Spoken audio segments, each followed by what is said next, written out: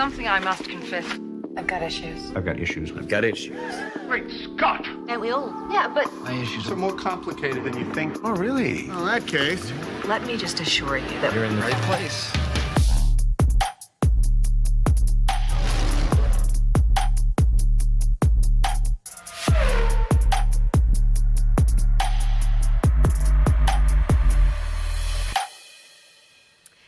Well, hey, Verve City Church. My name is Audrey Eisenberg. I'm the executive pastor here. And today's message is called Sometimes I'm Controlling, which is ironic because I really think we should have called it something else. Jokes aside, this series, our Issues, I've Got Issues series, is all about the issues that make us human. And to be honest, this issue of being controlling is one that is honestly a personal struggle for me. It's an area of my life where I have had the blessing of friends and gracious people who've helped me recognize that sometimes some of the things that make me awesome also are a little much and can take me into a place of being controlling in a way that can be really unhelpful or even unkind at times. That might be you. Perhaps that resonates. We're going to talk about it today, and I just want you to know right from the front, this is not my most comfortable conversation, okay? But we're going to do it, and I'm excited to be able to share with you some things that I've learned, maybe some anchors that will be helpful in your life as well. When we think about it at like a big picture level, I want to start by reminding us that control isn't always negative. In fact, I think that control, being in control, is one of the ways that we reflect some of the attributes of God. If you think for just a minute about the beauty and the complexity that is creation, our world is an incredibly complicated place that God created in some magnificent ways with lots and lots of order. When we think about the cycles of the ocean tides, for example, or day and night, seasons, the animal kingdom and its food chain, like this is brilliant systems in action, okay? So when I think about God, my creator, as a God who brought order out of chaos and brings order out of chaos in our lives, I can see some absolute goodness in control. On the flip side, when we take it too far, control can look like over-functioning. We are accommodating or taking up the slack of anybody around us so much so that we are commanding control of outcomes of the people or situations in our lives in ways that takes it from something beautiful and makes it something that actually is bringing maybe more chaos into those relationships, or perhaps destroying other relational things around us. So there's this careful balance between control as something which I think is absolutely God-given and can be God-blessed, but also kind of going in the too much direction can lead us down some pathways of destruction. I want to offer today some ways that we can think about a different response, and even looking at some of the science and cultural myths that I think drive our need for, our desire for control as people. This is such a human issue. If it's your issue, it's mine too, and I guarantee it's going to resonate with a number of us here today. As we talk for these next few minutes, I would love for you to use a definition with me this morning just to think about control in this way. I'd like us to think about control as fear dressed up as competence. Control is fear dressed up as competence. Now, your fear may be different. Our fears are all different kinds of things, right? Our fear might be embarrassment or failure. Our fear might be the physical demise of a particular situation. Like if we're really controlling about finances, perhaps our fear is not having enough. Our fear is often the thing behind the thing. It's the thing that causes us to seek control in a particular situation. So I'd love for you to just think about this definition. Keep this in the back of your head as we go today. Control is fear dressed up as competence. One of the reasons that control can be so appealing to us is because not only do we derive some satisfaction from driving a particular outcome or having control in a situation, but we also get praised for it. If you happen to be the kind of person who is highly regulated and highly responsible, you're maybe a higher controlling kind of person, it's very likely that people around you, your whole life perhaps, have appreciated your dependability. You're the teammate or the student or the employee that everybody can count on to pick up the slack. You definitely always get the job done. You make sure that that project was completed on time and on budget and it was turned in and it was excellent. Those kinds of qualities that sometimes can be lauded and appreciated are often rolled into our own insecurities driving control. But it's hard to realize that, right? Until somebody kind of points it out. Because it looks responsible, productive, and capable. So control is this fear dressed up as competence, but it often looks responsible, productive, and capable, and people appreciate us for the very thing that may be causing us to kind of drift into some dangerous territory. So we're going to unpack that just a little bit today.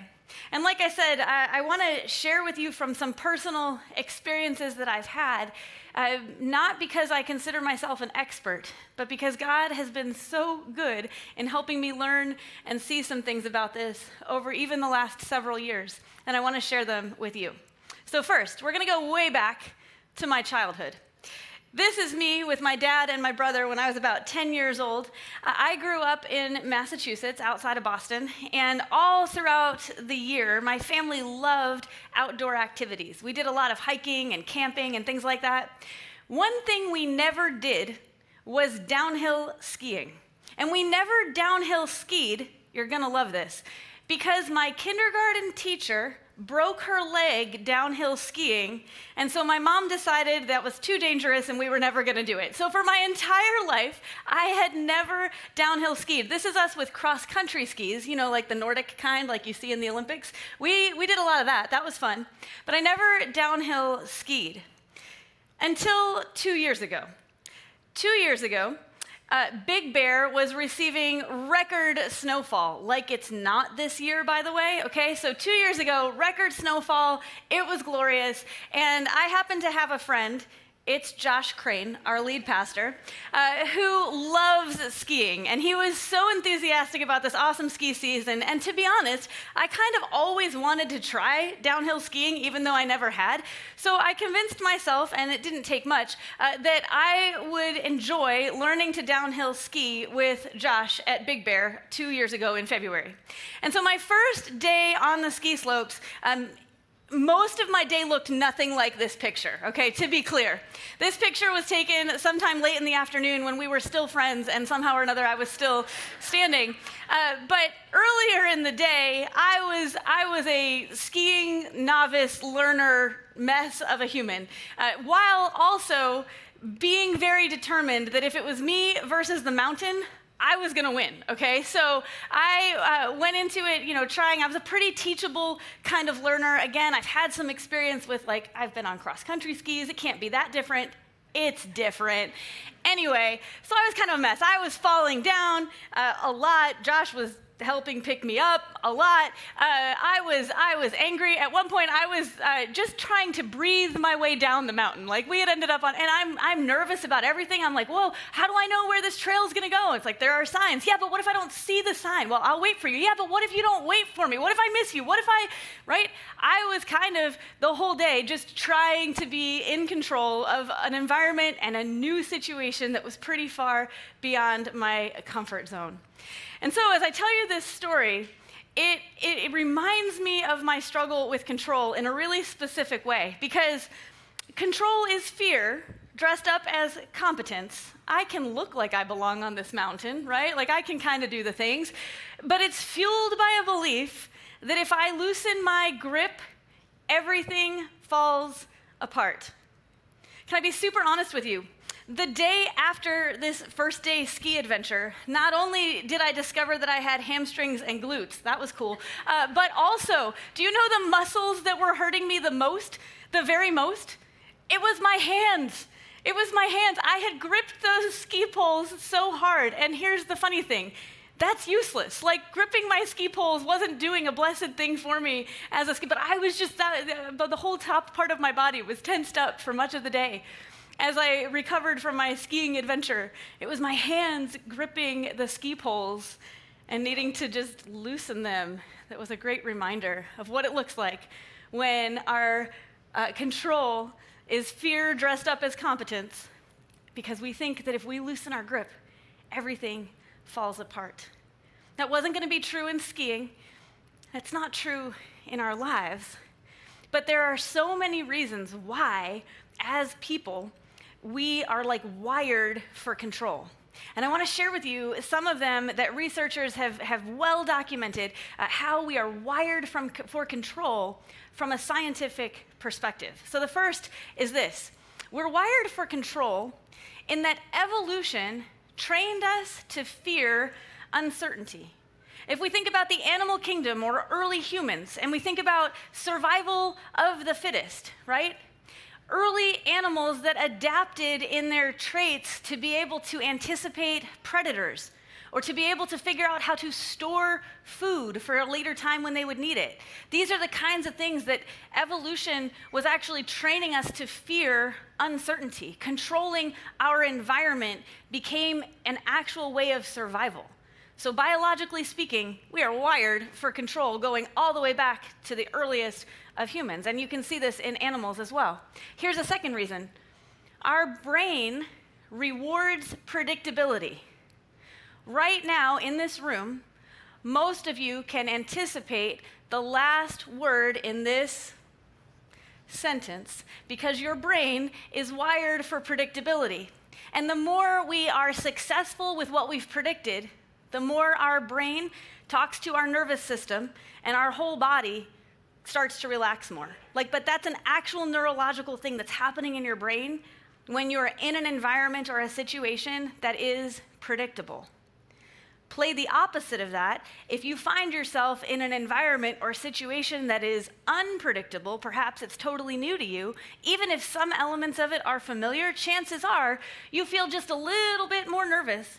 You might think it's excitement, but a little more nervous maybe about what you're about to encounter. Think about the fact that if you get off a plane in a foreign country that you're visiting, that is a totally different kind of experience, right? Your brain knows what signs you're kind of looking for in an airport, but if they're all in a language that you've never read before, or maybe you've been doing a little bit of Duolingo on your way, but you're in a new place, right? You can feel the stress of an unpredictable situation, right? We can see that. That's just our brains doing what brains do. Here's the third one. The body reduces stress when agency is present. All this means is that when we are in control of our environment or situation, we have less stress. Think about it. Right now, you're pretty comfortable sitting in this room, most of you, I think. You look pretty comfy, good job. But if I told you that instead of sitting in this room like you think you are, I've actually locked the back doors and no one is allowed to leave until I'm done. That feels weird, and we're not gonna do it, don't worry. That feels weird, but that would invoke some stress, right? Because I've just taken away your agency. I've just told you, you can't just get up and leave and use the bathroom or do whatever you need to do. I've taken away your permission to have agency over your own situation. That causes stress. Again, this is just our brains. This is just how we're wired as people. It's cool, right? Kind of crazy, but awesome. Here's the last one. Relationships feel safer when outcomes seem manageable. Relationships feel safer when outcomes seem manageable. All of us at some point in our life probably started a new school year and we felt a little nervous maybe about that teacher at the beginning of the school year. Why? Because we don't know what makes him or her tick. We're not quite sure. How am I going to earn an A on this teacher's grading scale? Yeah, I've always been a good student, but doing it their way might be something that I need to do a little bit different or a little bit more. We aren't able to predict exactly how that person, that new relationship would act, right? Think about it in a professional context. A new boss. Even if you've done the same job in a different company or organization, you trade bosses, you change teams, you do any of that, it feels different. Why? Because those relationships are less predictable to you when you start out, right? This idea that relationships feel safer when outcomes seem manageable, when we can expect and understand or anticipate what someone's reaction will be to our actions, we're just wired to feel safer in those contexts, right? So there's just all these bajillions of reasons, biological, neurological, physiological kinds of things. Science is cool, but what this all means is that we are like wired for control. Our desire for control is an ancient safety system doing its job. So we're not going to demonize control because it literally is kind of how one of the ways we're built, right? The idea that control was one of the ways that we are wired for safety, which preserves us as people. So that kind of makes sense. We can see it, right? Okay, let's take a look at a few cultural ways, though, that our society also reinforces some of these things that are happening at a biological level. We're going to look at 3 myths, and we could spend a long time on each of these, but we're going to move pretty quickly through them because I think you'll recognize them fairly easily. The first is this. Myth number 1, effort guarantees outcomes. This is like the American dream that we all have inherited, that we've read and seen movies about and all the things. Hard work pays off. And we can see examples of that in real life, things like Olympic athletes or even just, our favorite sports team that didn't bonk. Those kinds of things are evidence that effort produces outcomes, guarantees outcomes.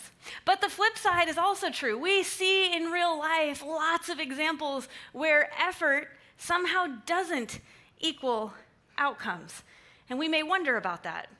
If you're a millennial, so you're somewhere between your 30s and 40s at this point in your life, if you're a millennial, there were major life events in the lives of millennials that shook this assumption, which had worked pretty well for some of the generations before us. But millennials, we got hit with 9/11, the 2008 financial crisis, things like COVID, the current political volatility, issues like climate change that continue to escalate, the introduction of AI happening in our workplaces and in our world right now. All of these things are major disruptors that challenge the assumption that effort would guarantee outcomes. In other words, maybe not. And control is a way to preserve certainty. As the world shifts around us, as our situation changes, we look up and we just see like, whoa, wait a second, that didn't seem quite right or fair. Control is a way to preserve certainty that we thought we were guaranteed, but if it's not going to be guaranteed, I'm gonna for sure do what I can to make it still true. Control is a way to preserve certainty. Here's the second myth. The second myth is this. There's always a right choice. There's always a right choice.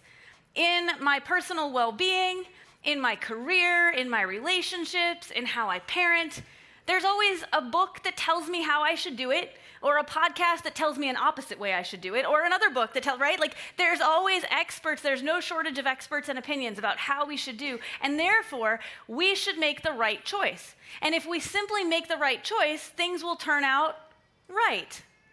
The flip side of that would be that if I take on myself this responsibility to have to make and be responsible for the right choice, if things go wrong, it must mean that I made the wrong choice, right? We end up wearing the weight of that because in this scenario, control feels like a moralized obligation.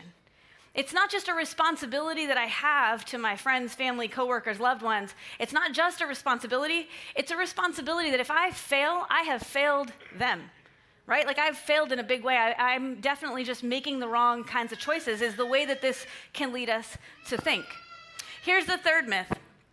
The third myth is that emotional regulation is mature.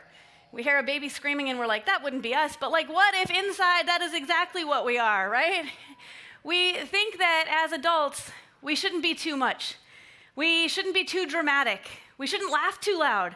We shouldn't cry in public. We shouldn't, all the things, right? We put ourselves in this box, especially when we think about our professional lives. I think for a lot of us, we might think, oh, I can have emotional safety in my friends and family. I hope.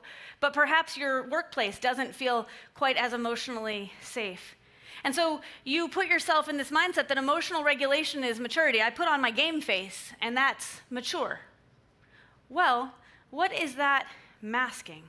Because behind that mature game face, we may be feeling all sorts of things. So for example, we may be feeling afraid, or perhaps we're feeling unsure, or just vulnerable. We may be feeling all of these things, but if we've convinced ourselves that emotional regulation is maturity, we miss out on an opportunity to share that more full version of what's really going on. And instead, we go into action mode and we say things like, I'll just handle it. Or, here's what we're going to do. We just plan for it, right? Or, I'll make sure this goes okay. Right? Each of these things isn't bad in and of themselves. But when these kinds of statements, I'll just handle it, here's what we're going to do, when those kinds of statements are masking some of the things we're actually feeling, we're really just, kicking the can down the road there in terms of how we're going to process some of this stuff, right? And it's interesting because, like I said, these are cultural myths. The cultural expectation might be that emotional regulation is maturity. If that's the cultural expectation, it's reinforcing in us this idea that control is a socially acceptable expression of fear. Control is a socially acceptable expression of fear. You can't show up to your boss and just be like, I don't know, I'm so afraid, I have no idea what to do. I mean, maybe temper that just a little bit, but generally speaking, right? Instead of that, you go into task mode or whatever that might look like for you.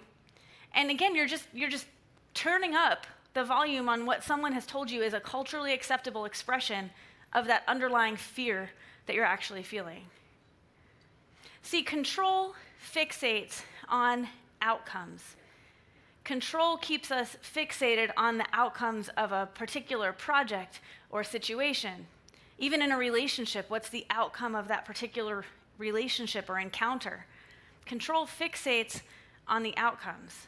And because we get so fixated on the outcomes for all of these biological and cultural kinds of reasons, when we get so fixated on the outcomes, I believe that control robs us of several of the best parts about being human. So here's my list.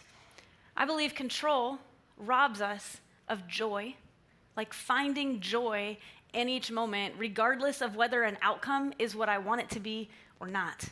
Control robs us of joy. Control robs us of authenticity. We are faking it a lot if our default mode is to control the people and situations around us. I would bet that you are faking it a lot if that's your default mode. What would it look like to be more authentic? Well, for one thing, it'd be scary because you'd be more vulnerable. But for another, perhaps there's just a deeper kind of connection or relationship there. We miss out on our own human-sizedness. There's not a word for this. It's an Audrey word. We miss out on just being human, you guys. If we think we have to control to a degree of perfection or maintenance or just keeping everything calm and steady, that's an unrealistic expectation. As people, we can't do that. Not all the time. So we miss out on our own opportunity to just be human-sized. Sometimes we're awesome, and that's great. You are a great human. But sometimes you're just a normal, average human, and that's pretty great too. But if you're caught up in this mentality of striving for control, I think you miss the opportunity to just be human sometimes. All of that leads us to, I think, be robbed of peace. Instead of a sense of peace and contentment, we're often just constantly striving after something that's not quite attainable. We're robbed of peace. And finally, I believe control robs us of a more meaningful connection with God. When we're striving after control and living in a way where we're over-functioning and our control is even, let's pretend it's working, quote unquote, right? What are we tempted to do there? I know for me, I'm tempted to leave God out of it. He might be there and I believe that he's along with me, but have I actually thought about how much credit he deserves in this situation versus what I've just accomplished? Wow, we really miss the opportunity for a deeper connection with God, a recognition of what he's doing, what he's capable of in our lives. So up until here, really all I've been sharing with you are some scientific, cultural phenomenon that drive us to experience control. And I've just shared this sort of list of hey, I think when we take control too far, we miss out on some of the beautiful things and relationships in life. And so if you're not a follower of Jesus, or you're here today and you're kind of checking out faith, not sure what you believe, everything I've said up to this point is just about us being human. And I'm glad that you were here to hear that, because I think it's important that we acknowledge, we're human. But I'd love to go a little deeper. We love to go deep here at Verve City Church. And I'd love to go a little deeper and try to answer this question. Where can we turn when we're afraid? If we acknowledge that control maybe isn't all it's cracked up to be, and sometimes can lead toward more destruction than it does goodness in our lives, then where can we turn when we're afraid? What's our alternative? We're going to look today at Psalm 62. In this series, we've been looking at the Psalms as a way to understand some of the thoughts and feelings and emotions and responses of even ancient people that we believe still have some wisdom for us today. So I'd love to invite you to turn with me. If you've got a Bible app, you can open it up. We're going to be in Psalm 62, and I'm going to be using the New Living Translation. So if you want your words to match the words on the screen, you can pick the New Living Translation to be with me today. This particular psalm is not a psalm that is written by somebody who has all of life figured out. This is not somebody whose life is calm and steady and going okay. This particular psalm is written to express an answer to this question: where can we turn when we're afraid? Where can we turn when life's not going okay? That's what we're going to break into as we break into Psalm 62. So let me read starting in verse 1. The psalmist says this: I wait quietly before God, for my victory comes from him. He alone is my rock and my salvation, my fortress where I will never be shaken. The psalmist's starting point is a position of waiting quietly before God. And we're going to get to it in just a second. What was his circumstance in which he was waiting quietly? But he's waiting quietly before God. He's anticipating victory. And the words he uses to describe God are that God is his rock and his salvation, his fortress. These are strong words. God as our rock or salvation. These are strong words in contrast to whatever fear we might be feeling. Let's go on. I want you to see what the circumstances were for the author of this psalm. In verse 3, we pick up here. So many enemies against one man, all of them trying to kill me. To them, I'm just a broken down wall or a tottering fence. They plan to topple me from my high position. They delight in telling lies about me. They praise me to my face, but curse me in their hearts. Guys, this is bad, right? If you think you've ever found yourself in a tough situation, you can imagine the situation this guy is in. He feels like the people around him are coming after him. They want to kill him. They are two-faced people in his life that are telling him one thing to his face and lying on the other side. Have you ever experienced really bad relational drama like this? This is what this guy is in, right? This is serious, and this is heartbreaking. If you've ever found yourself in a situation that looks anything like this, where the people around you are tearing you down, or you feel like you're under attack for whatever reason, man, that feels really bad, right? This is what the psalmist is experiencing. And he goes on and says, let all that I am wait quietly before God, for my hope is in him. So at the very first verse, he was like, I wait quietly before the Lord, right? And then it's like he reminds himself of his circumstance. People are out to kill me. They're trying to topple me down. They see me as weak. They're lying about me behind my back. This stinks. And then he comes back to this and he reminds himself. The first part of this verse is self-talk. It's his own little pep talk. Let all that I am wait quietly before God. He's bringing himself back. And so we're going to go there with him. We're going to get brought back in, okay? For my hope is in him. He alone is my rock and my salvation, my fortress where I will not be shaken. We're seeing again that strong language. My victory and honor come from God alone. He is my refuge, a rock where no enemy can reach me. Again, we see strong language here. We see throughout this psalm, you can circle it if you're keeping notes, but the word alone, in God alone, the psalmist is saying, hey, I trust in God when nothing else is making sense, when nothing else can protect me in the same way that I can see God protecting me as my fortress, my strength. Here in this verse, he talks about God as a refuge. That is a little word that packs a ton of meaning. If God is our refuge, he's the ultimate safe place. He's the ultimate security. He's the ultimate protection from whatever it is that we're facing. This is an amazing declaration of God's power. Let's go on. He's going to bring all of us into it in this next verse. In verse 8, we read, "Oh, my people," that's us. "Oh, my people, trust in him at all times. Pour out your heart to him, for God is our refuge." The psalmist makes this psalm not only a reminder to himself about how he's waiting patiently on God and trusting in him, but he makes it an invitation for all of us to do the same. And here's my favorite part. If we skip down to verse 11, he concludes this psalm with an excellent why. Why can we trust in God to be our refuge and our fortress? Why? Here we go, verse 11. "God has spoken plainly, and I have heard it many times.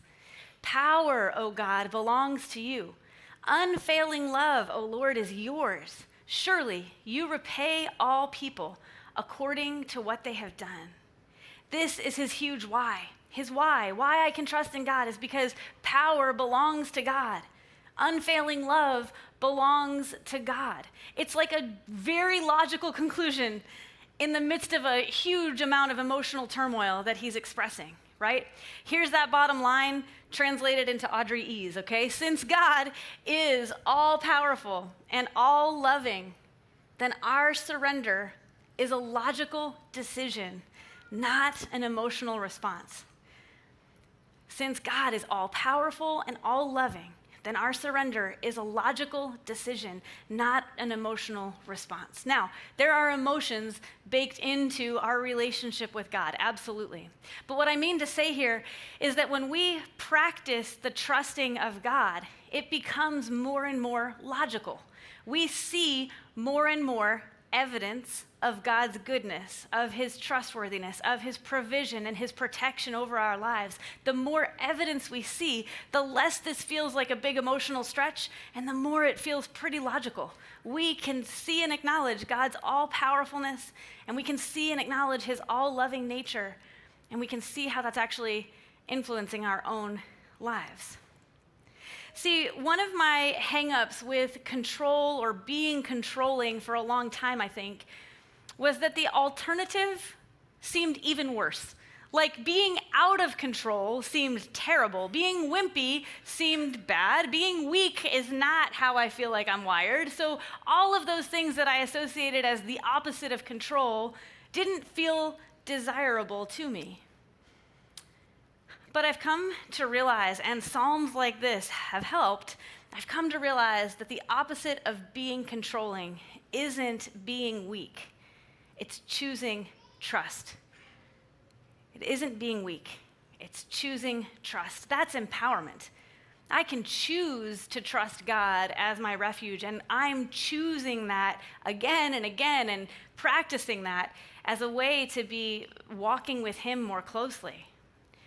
I'm choosing surrender as something that I want to enter into as a part of my relationship with God.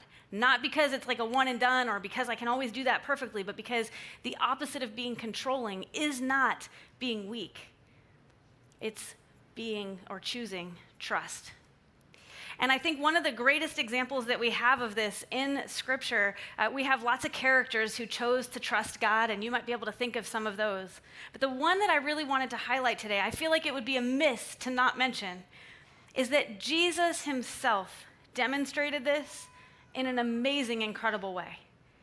Jesus chose to trust God's all-powerfulness and his all-loving nature and his justice over the world. Jesus chose to trust that all the way to the point of choosing to die for us on the cross. Like he chose that not without some wrestle, right? We read a beautiful, poignant scene in the Garden of Gethsemane, and he's, if anything, take this cup from me, but not my will, but yours be done, right? He's willing to surrender in obedience, even when it doesn't necessarily match with what he wants, right? Because he's choosing this kind of trust. In Philippians, the Apostle Paul kind of summed this up. And so I thought we would look just really briefly at 2 verses in Philippians where Paul is highlighting what it looked like for Jesus to choose trust. Let's read that together. Philippians 2, starting in verse 5. You must have the same attitude that Christ Jesus had. Though he was God, he did not think of equality with God as something to cling to. He wasn't gripping the ski poles of it, okay? He was much more open-handed. He did not think of equality with God as something to cling to. Instead, he gave up his divine privileges. He took the humble position of a slave and was born as a human being. When he appeared in human form, he humbled himself in obedience to God and died a criminal's death on a cross. That's it in a nutshell, right? We see Christ's example of humbling himself in obedience to God. That's what surrender looks like. And so, while control fixates on outcomes, surrender commits to obedience. Surrender commits to obedience. And the beautiful thing is that when we commit to this kind of surrender, this kind of choosing to trust God, we find that we experience an amazing freedom. Specifically this, surrender frees us from the exhausting illusion that everything depends on us. If we're a controlling person that's wired a little bit toward that overfunctioning, we often think that if we just grip hard enough, we can control it, we can make the outcome be. But this is a reminder that surrender frees us from the exhausting illusion that everything depends on us. I'm not God. You're not either. What do we do with that, right? We choose to place our trust in him, our protector, our rock, and our fortress. Here are a few blessings of surrender that I've begun to experience more of in my life as I've committed to trying to live into this type of obedience. Some blessings of surrender are that we get to enjoy our human-sized limits.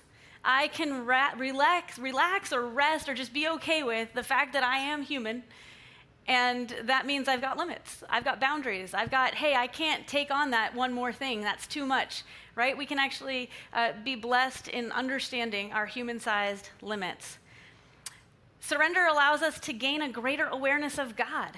Remember before I said sometimes we forget to give God the credit?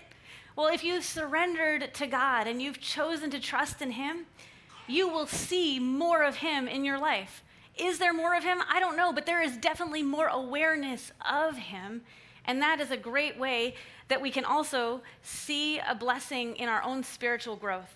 We grow in our love and our deepening of our relationship with Jesus by choosing trust. And then finally, I believe that when we have chosen surrender, we have beautiful opportunities to reflect Christ, literally to reflect the way that Jesus trusted God's power and trusted his love and then lived in those ways. So we have a beautiful opportunity to reflect Christ. And what I would love to tell you as we conclude is that surrender makes everything in life easier, but it doesn't. And for me personally, I've had an opportunity this last year to learn more about surrender. And I'll be super honest and tell you that it's not because I wanted to, but because God has been doing something in my life through a circumstance that has just caused me to learn more about this, more about what it looks like to practice surrender. I'm going to try to share that with you today, just a little glimpse, and would love your patience and your grace because this is still something that I'm walking through. It's not something I've totally got figured out. But I wanted to share it with you today because I really believe that choosing to trust God is an awesome opportunity that we have to be a more fulfilled Jesus follower, no matter what our circumstance looks like. So let me show you my story a little bit. This is my daughter, Ella, and this picture was taken on her 14th birthday last January. This is a giant plate of treats. She was very excited. We celebrate with good treats in the Eisenberg household for birthdays. So as a 14-year-old, Ella was in 8th grade. She was doing normal things that 8th graders do, hanging out with her friends, spending too much time on Instagram, I don't know, doing teenagery things. She's a pretty calm person in our household, has a pretty easygoing disposition. And what you can't see is that over the few months before this picture was taken last January, we had started noticing that she was experiencing some episodes of dizziness and fatigue and just some things that we couldn't quite explain. And so we had done what parents do. We told her to tough it out. No, I'm just kidding. We did do that. And then we took her to our primary care doctor, who's like, well, maybe. So the primary care doctor, turns out, started to see some things, doing some basic tests with lab work and things like that. We thought maybe it was just run-of-the-mill anemia. That's a teenage thing, right? Take some iron pills. Nope. So they were pursuing more and more diagnostic kinds of tests. And they actually referred us to Children's Hospital in LA, to the hematology oncology department. That's a scary referral to get if you know what those words mean. And so that had come in about October. We had started to have some conversations then with that doctor team. And about 3 weeks after this picture was taken, 3 weeks after Ella's birthday last year, I got a call on a Tuesday afternoon. I was here at work. And I got a call from one of the doctors who'd been following up on some lab work. And that doctor was letting me know that with almost certainty, the most recent round of lab work had shown that Ella has lupus. And they needed me to bring her to the hospital pretty much immediately that afternoon. They wanted her to come and be admitted for some follow-up and figuring out what they would do. That's a really hard call to get as anybody, a parent.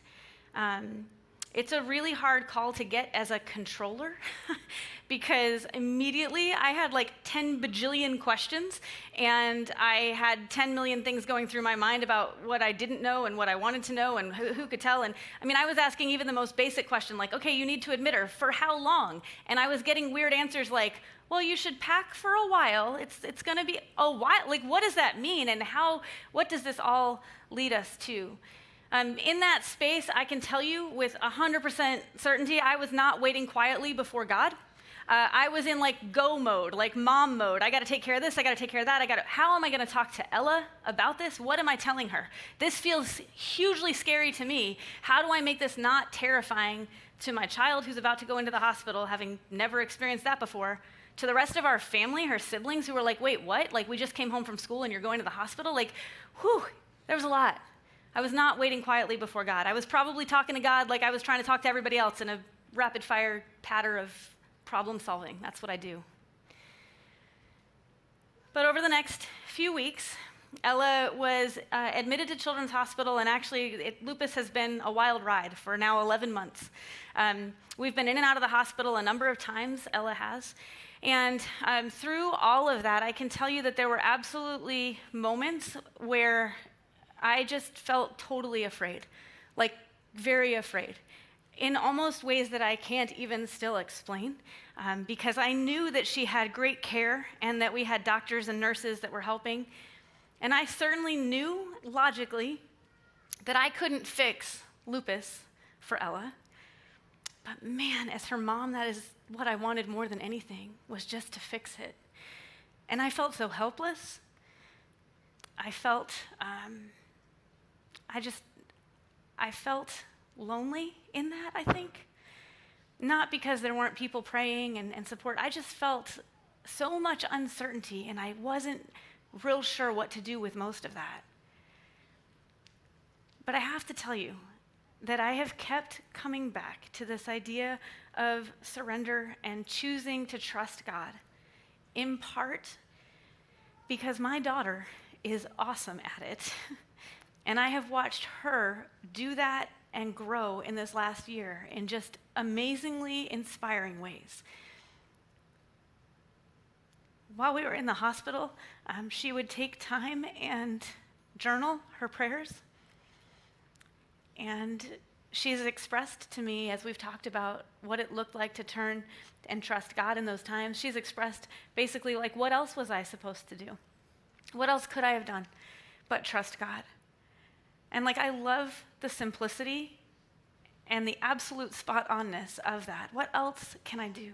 When life is spinning out of control and the enemies are attacking or the lupus is attacking, what else can I do but trust God?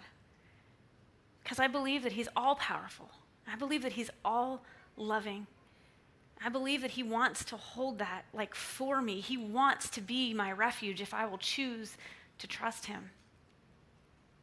The other thing that's been incredible over this last year is that we've gotten to see Jesus in other people in our situation. We have just been blessed with amazing caregivers that have been part of Ella's journey. And it's been really cool to watch her respond to some of those caregivers with just an overflow of gratitude.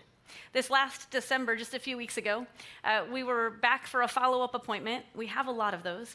We were back for a follow-up appointment, and it was the first time we were able to make a point to visit the hospital floor where we spent several weeks last February and March. These are two of Ella's most favorite nurses, and they happened to be working on the day that we went back. This is Yoli and Nicole. And they were part of an amazing team, not the only ones, but just they went above and beyond to make her feel seen and loved.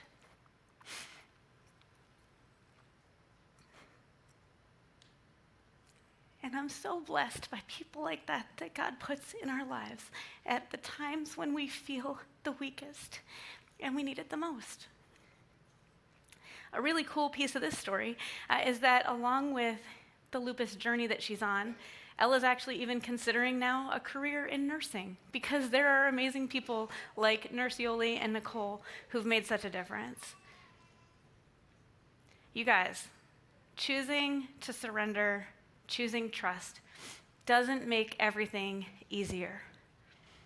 But it reminds me that I'm not God, and God is all powerful and all loving, and I can depend on him even when I'm walking through the scariest stuff. So, this invitation for you this morning isn't an invitation to like get your lives together and figure it all out and be in control. It's actually just an invitation to recognize you're not in control. You never have been. You can stop trying, but maybe instead you can choose to trust in him more fully. I want to invite you to pray or to use the words of this psalm one more time today as a prayer. And I'm going to read verse 8 again. And then I'm going to invite you, just where you are, you can bow your head and close your eyes. And I'm going to lead you in a prayer that has like some fill in the blanks. Like I'm going to leave space for you in your head. You don't have to say it out loud. Just to have a short conversation with God. And then we've got the worship team to come. And they've got an awesome song that we've really chosen because the lyrics of this song speak also this prayer, that we would have the courage to surrender it to God. And I hope that you'll be able to experience that or practice that just a little bit this week. But let's read one more time the words from Psalm 62:8. O my people, trust in him at all times. Pour out your heart to him, for God is our refuge. Will you go ahead and bow your heads and let's pray together. Dear God, it's me. Thank you for being my refuge. God, right now in my life, there is a situation that you know so well, that you know I am trying to control. And God, if I think about it, the thing behind the thing, what I'm most afraid of with that situation is that if I let go, this might happen. But God, I'm reminded that I am not God and you are. And so I ask you, God, to be my refuge. Protect me, guide me, grant me your peace. In Jesus' name, I ask these things. Amen.